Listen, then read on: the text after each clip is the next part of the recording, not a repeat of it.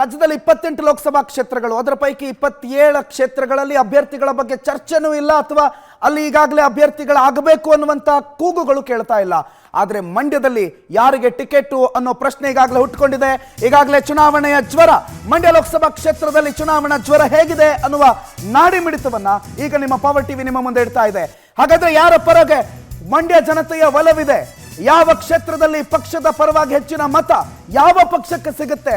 ಯಾವ ಕ್ಷೇತ್ರದಲ್ಲಿ ಹೇಗೆ ಬರುತ್ತೆ ಮತ? ಮಂಡ್ಯ ಜನರ ಆಯ್ಕೆ ಜೆಡಿಎಸ್ ಮತ್ತು ಬಿಜೆಪಿಯ ಮೈತ್ರಿನಾ ಅಥವಾ ರಾಜ್ಯದಲ್ಲಿ ಕಾಂಗ್ರೆಸ್ ಆಡಳಿತವನ್ನು ನಡೆಸ್ತಾ ಇದೆ, ಮಂಡ್ಯ ಲೋಕಸಭೆಗೂ ಕೂಡ ಕಾಂಗ್ರೆಸ್ನ ಸಂಸದರೇ ಆಗಬೇಕು ಅನ್ನೋ ಲೆಕ್ಕಾಚಾರದಲ್ಲಿ ಮಂಡ್ಯ ಜನತೆ ಇದೆಯಾ ಗೊತ್ತಿಲ್ಲ. ಮಂಡ್ಯ ಹಾಲಿ ಸಂಸದೆ ಸುಮಲತಾ ಅಂಬರೀಶ್ ಅವರ ಪಾತ್ರ ಏನು ಈ ಬಾರಿಯ ಚುನಾವಣೆಯಲ್ಲಿ? ಒಂದು ವೇಳೆ ಎಚ್.ಡಿ. ಕುಮಾರಸ್ವಾಮಿ ಸ್ಪರ್ಧೆ ಮಾಡಿದ್ರು ಅಂತಂದ್ರೆ ಮೈತ್ರಿಗೆ ಗೆಲುವು ಬಹಳ ಸುಲಭ ಅಂತ ಈಗಾಗಲೇ ಒಂದು ಲೆಕ್ಕಾಚಾರ ಇದೆ. ಅದು ಹೌದಾ? ಸುಮಲತಾ ಅಂಬರೀಶ್ ಒಂದು ವೇಳೆ ಟಿಕೆಟ್ ಸಿಗದೇ ಇದ್ರೆ ಅವ್ರಿಗೆ ಹಿನ್ನಡೆ ಆಗುತ್ತಾ? ಅವರು ಪಕ್ಷೇತರಾಗಿ ಸ್ಪರ್ಧೆ ಮಾಡ್ತಾರಾ ಗೊತ್ತಿಲ್ಲ.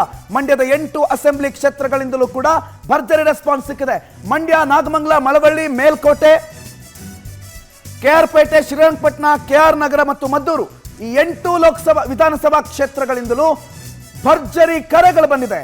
ಹಾಗಾದ್ರೆ ಯಾವ ಕ್ಷೇತ್ರದಲ್ಲಿ ಯಾರ ಪರವಾಗಿ ಮತದಾರರ ನಾಡಿ ಮಿಡಿತಾ ಇದೆ?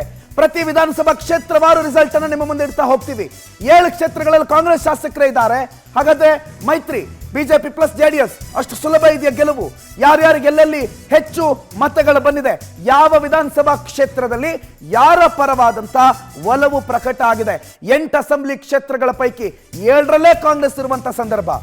ಮಂಡ್ಯ ಅಸೆಂಬ್ಲಿ ಕ್ಷೇತ್ರ, ಮಂಡ್ಯ ವಿಧಾನಸಭಾ ಕ್ಷೇತ್ರದಲ್ಲಿ ಒಟ್ಟು ಚಲಾವಣೆ ಆಗಿರುವಂತ ಕರೆಗಳು, ಅದರಲ್ಲಿ ಬಿಜೆಪಿ ಮತ್ತು ಜೆಡಿಎಸ್ಗೆ 1004 ಕಾಲ್ಸು, ಕಾಂಗ್ರೆಸ್ ಪಕ್ಷಕ್ಕೆ 654 ಮತಗಳು, ಇತರರಿಗೆ 34 ಮತಗಳು ಬಂದಿದೆ.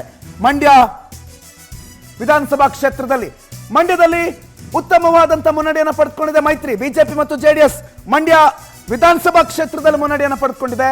ಇಲ್ಲಿ 1692 ಕರೆಗಳ ಪೈಕಿ 1004 ಬಿಜೆಪಿ ಪ್ಲಸ್ ಜೆಡಿಎಸ್ಗೆ ಹೋದ್ರೆ ಕೇವಲ 654 ಕರೆಗಳು ಮಾತ್ರ ಕಾಂಗ್ರೆಸ್ಗೆ ಹೋಗಿದೆ.